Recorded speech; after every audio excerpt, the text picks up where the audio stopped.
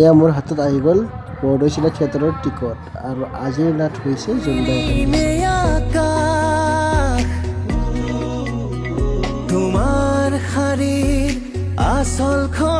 আৰু এয়া আৰম্ভ হৈ গ'ল আজিৰ নাট অভিজিত ভট্টাচাৰ্যৰ জোনবায়ে কান্দিছে। নাটকখনত এইবাৰ যোগেশ কাশ্যপ দাক এটা বেলেগ ৰূপত আপোনালোকে দেখা পাব, এজন ব্যৰ্থ প্ৰেমিক। লগতে আপোনালোকে দেখা পাব দীপাংকৰ ৰয় আৰু কাজল শৰ্মাৰ ৰোমেণ্টিক জুটি।